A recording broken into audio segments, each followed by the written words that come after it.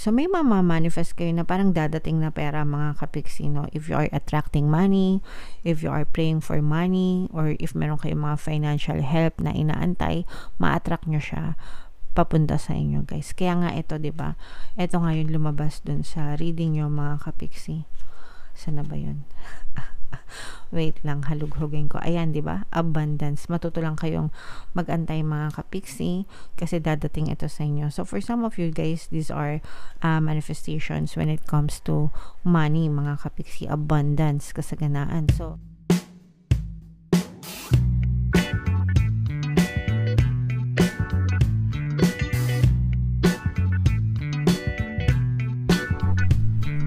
hello guys, hello Aquarius. Welcome back to Pinoy Pixie Tarot. Ang pamagat ng episode natin for tonight is monthly taroscope para ngayong May para sa Aquarius, Sun, Moon, Rising Sign, and Venus. General reading lang guys. Pwede mag-resonate, pwedeng hindi. Combination ng positive and negative energy. Sa dulo ng video guys, magkakaroon tayo ng yes or no pick a card reading. Ito yung deck na gagamitin natin guys. Pwede kayo magtanong ng isang tanong answerable by yes or no. Tapos titingnan natin yung sagot ng tarot sa inyo guys. So sa dulo ng video yan, kaya make sure na tapusin nyo yung video hanggang sa dulo mga kapiksi. So unahin natin tong deck na to guys. Tingnan natin yung mga mensahe sa inyo ng inyong mga gabay. So meron tayong wait. Mag-ingat kayo mga kapiksi. Masyadong mataas yung heat index ngayong panahon na to. No? Medyo nakakabahala.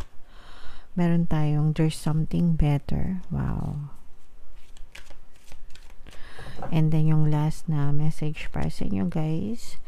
Meron tayong grabe, abundance mga kapiksi. Okay? So, nakita nyo naman guys, diba? Nakikita nyo naman. Nararamdaman nyo ba? Sobrang ganda ng mga message para sa inyo, no? So, matuto tayo mag-antay mga kapiksi. Kasi may mga magagandang bagay na nakalaan para sa inyo na maaari magdala ng abundance, kasaganaan sa buhay. Okay? So, abundance guys, pag sinabing abundance, kasaganaan ito, no? Kasaganaan, blessings, pagpapala, ganyan. And, kailangan receptive kayo palagi. Pag sinabing receptive guys, ready to receive, no? Handa sa pagtanggap para mailagay nyo yung sarili nyo sa receptive state. Kailangan palagi kayo nagpapasalamat mga kapiksi. Always be grateful sa lahat ng blessings na natatamasa nyo. Pero importante ito guys, na ito yung key dyan, no? Kailangan matuto kayo mag-antay. Kailangan mahaba yung pasensya nyo. Kailangan hindi kayo atat mga kapiksi. Kailangan matibay yung paniniwala at pananampalataya nyo. Just have faith guys and trust the process. Everything is always working out for you. There's always movement guys. Kahit hindi nyo nakikita, there's always movement sa physical reality nyo para ibigay the universe yung mga bagay na ninanais nyo. Kaya lang minsan kasi, or most of the people, na-atat, no? Na-atat, gustong-gustong magbago yung buhay nila pero hindi naman nila binabago yung mindset nila, hindi naman nila binabago yung mga ginagawa nila, yung mga action nila, diba? Hindi naman nila binabago yung overall state nila. So, bago kasi guys, bago kayo maka-experience ng pagbabago or changes sa buhay nyo, it has to come from you first. You have to be it first, okay? Kailangan muna magbago kayo bago magbago yung physical reality nyo. Kahit gaano kagaganda ng reading na napapanood nyo dito sa ating channel or sa ibang tarot channel mga kapiksi, kahit na sandamakmak na blessings, pagpapala yung ipangalandakan namin sa inyo, pero kung kayo naman ay hindi aligned dun sa energy ng reading, hindi nyo rin may experience yun mga kapiksi. Kaya nga dito sa channel natin, tinuturuan ko kayo kung paano kayo ma-align sa energy ng reading mga kapiksi, no? You have to persist in your mind mga kapiksi. Kailangan yung baguhin yung belief system nyo. You have to be persistent and consistent sa pag-focus ng inyong attention sa inyong mga desire mga kapiksi. And ito yung isa sa pinaka-importanting sangkap na nakalimutan ng mga tao, matuto mag-antay, maging mapagpasensya mga kapiksi. Okay? So mag-antay lang kayo guys. There's something better na nakalaan sa inyo. Kung hindi nyo man siya nakuha right now, it doesn't mean it's not working. It means it's in progress, no? Hindi nyo lang nakikita pero it's in progress mga kapiksi. Kailangan nyo lang maging consistent and persistent sa mga pagdadasal nyo. sa pagkakaroon ng positibong mental diet guys, hanggang sa ma-experience nyo tong abundance na to mga kapiksi. Okay? So i-mind nyo na yan guys sa comment section. Mind abundance, mind kasaganaan, mind blessings, yan. Yung mga taong matyaga, yan talaga pinagpapala yan sa buhay mga kapiksi. Okay? So tingnan natin yung paparating sa inyo guys ngayong May. Shuffle natin to guys. Habang shuffle natin to, panoorin nyo muna yung video natin regarding sa ating paano mag-manifest ng abundance video course. Kapiksi, sawa ka na ba sa mga struggles at hirap sa buhay mo? Masipag ka ba at masikap sa buhay ngunit hindi ka pa rin umaasenso? Ilang beses ka na bang nag-attempt magnegosyo at mag-invest pero palagi ka pa rin nalulugi? Sa pagkakataon na ito ay maaaring may subconscious beliefs ka na nagiging balakid sa iyong pag-unlad at pagyaman. Introducing, paano mag-manifest ng abundance video course. Dito ay matututunan mong ma-overcome ang mga balakid mo para tuluyan ka ng umunlad, umasenso, sumagana, maging matagumpay, successful at maswerte sa iyong kabuhayan, pera, trabaho, negosyo, salapi at kaperahan ng bonggang-bongga. Dali, mag-send na ng email sa pinoypixie@gmail.com at simulan na ang iyong pagyaman ngayon. Alright. So, sabay-sabay tayo guys, magpayaman ngayon 2024, mag-avail na kayo ng course. Sobrang ganda niyan mga kapiksi. And ngayong April, meron tayong discount until April 30 guys. Magbibigay tayo ng 200 pesos na discount sa lahat na mag-avail. Sa lahat na mag-avail ng course guys, kaya mag-avail na kayo. And meron din tayong email coaching, manifest your desires using the law of attraction. If meron kayo guys ng mga specific na gusto nyong i-manifest, pwedeng love and relationship mga kapiksi, pwedeng money or career, pwede kayo magpabook ng email coaching session with me. Mag-send lang kayo guys ng email sa pinoypixie@gmail.com. So, Aquarius guys, kayo ay nirepresent ng Queen of Swords sa ating spread. Ito yung combination guys ng positive and negative energy mga kapiksi. For some of you, unahin natin yung negative energy mga kapiksi, kasi for some of you, parang meron kayong katrabaho na pwedeng sa workplace ito mga kapiksi, amo nyo, ganyan, o kaya kasamahan nyo sa trabaho na para magbibitaw sila ng hindi magandang salita towards yung mga kapiksi, no? Parang feedback or criticism, ganyan. Pero parang titake nyo siya negatively mga kapiksi. Kumbaga, kasi pagdating naman sa workplace guys, pwede talaga tayong ma-feedbackan, no? Pwedeng positive feedback, pwedeng negative feedback. Yung iba kasi, kapag ka naka-receive sila ng negative feedback, they tend to accept those as criticism, no? Parang feeling nila kinikriticize sila mga kapiksi. Pero depende yun sa perception nyo guys. Kasi from those negative feedback guys, you can you can learn, no? Kumbaga, dun sa mga negative, especially pag sa workplace guys, alalahanin nyo na ang workplace, ang trabaho, professional yan, di ba? Kumbaga, nandyan kayo para magtrabaho, hindi kayo nandyan para makapag-chismisan, hindi kayo nandyan para makapag friends sa mga colleagues nyo. Although, syempre maganda rin na magkaroon kayo ng close relations sa mga colleagues, pero dapat hindi to the point na inaano nyo ng personal. Nagets nyo ba? Kasi there will always be feedback pagdating sa workplace, and yung feedback na yon para sa'yo, para sa trabaho mo, okay?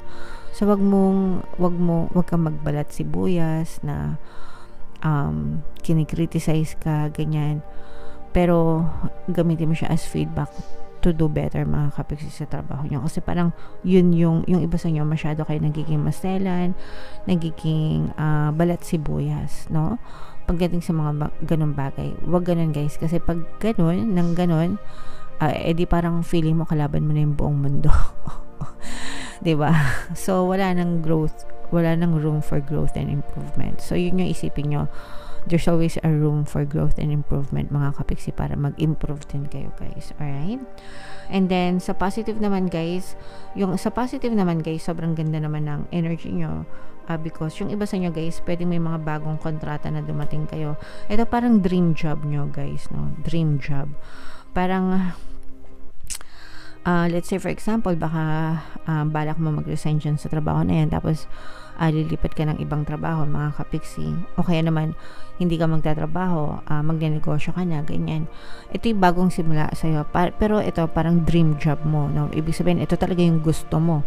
Kasi sometimes meron tayong mga dream job talaga, di ba? Or mga dream na gusto natin gawin. So, let's say for example, nung maliit ka, gusto mo maging singer, pero hindi ka nabigyan ng pagkakataon, so nag-office ka muna. Pero ngayon, parang binibigyan ka na ng chance na maging singer ka. Yung mga ganun, nagets nyo ba? So, parang dream job mo. Yan. O kaya naman, dati parang nasa office ka lang, pero ngayon, nurse ka na kasi nakapag-lisensya ka na. Yung mga ganun, no?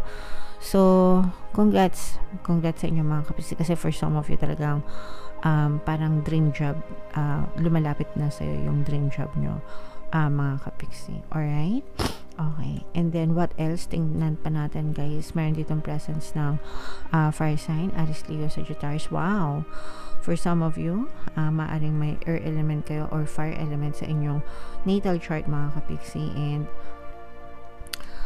for some of you, you may be dealing with a fire sign. So, may mamamanifest kayo na parang dadating na pera, mga kapiksi, no? If you are attracting money, if you are praying for money, or if meron kayong mga financial help na inaantay, ma-attract nyo siya papunta sa inyo, guys. Kaya nga ito, diba? Ito nga yung lumabas dun sa reading nyo, mga kapiksi. Sana ba yun? Wait lang, halughugin ko. Ayan, di ba? Abundance. Matuto lang kayong mag-antay, mga kapiksi, kasi dadating ito sa inyo. So, for some of you guys, these are manifestations when it comes to money, mga kapiksi. Abundance, kasaganaan. So, ito guys, syempre, wag nyo na itong palampasin. I-mind nyo na ito sa comment section. No? Mind money, mind abundance, mind kasaganaan, mind blessings, mind manifestation. Kasi for some of you, talagang minamanifest nyo na maka-attract ng pera. And then, for some reason, the universe will always grant you your wish, mga kapiksi. Okay? So, pagdating sa money affirmations, guys, tatlong money affirmations yung palagi kong sinishare. Comment down below, guys, para masundan nyo. So, yung una is money come to me. Pangalawa is palagi ako may pera and palagi ako nagkakapera. And yung pangatlo naman is I am the king of abundance kung lalaki kayo. And I'm the queen of abundance pag babae kayo.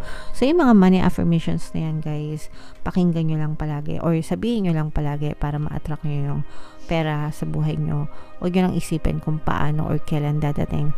It's the universe's job. Okay? Ang trabaho mo is i-declare kung ano yung gusto mo. If you want money, so be it, mga kapiksi. Okay? Alright. So, super ganda ng reading mo, Aquarius. Comment down below, guys, if naka-resonate kayo. And i-mind nyo na yan, guys, sa comment section. So, tingnan natin yung, ito na yung yes or no pick a card reading nyo, guys. Suminga kayo ng malalim. Tapos, itanong nyo sa isip nyo yung tanong nyo, isang tanong answerable by yes or no para ngayong May, mga kapiksi. Habang sinashuffle ko to, guys, meron tayong exclusive membership program dito sa ating channel. Sa lahat ng gusto mag-join, mga kapiksi, click nyo na yung join button dito sa video na to. O kaya naman dito sa taas, ilalagay natin yung link. Kapag member na kayo, guys, magkakaroon kayo ng access sa mga exclusive videos natin regarding manifestation using the power of your subconscious mind, guys, and law of attraction. Okay, so ito yung yes or no pick a card reading natin, guys. Hinga ng malalim. Itanong sa isip yung tanong. And then, pili kayo ng isang card. Card 1, card 2, card 3. Kung card 1 ang napili nyo, mga kapiksi, ang sagot sa tanong nyo ay yes. Kung card 2 naman ang napili nyo, ang sagot sa tanong nyo ay yes. And kung card 3 naman ang napili nyo, ang sagot sa tanong nyo ay no, mga kapiksi. Alright? So, comment down below, Aquarius, if naka-resonate kayo, guys. Ito yung ating mga pampaswerte subliminal. Pakinggan nyo para talagang makatulong na umasenso ang buhay nyo. And ito naman yung ating success stories ng paano mag-manifest ng abundance video course. Click here to subscribe, guys, and click here to join our membership program. Thank you for liking, sharing, and subscribing, and see you again next time. I love you all, guys. Have a nice day. Bye-bye.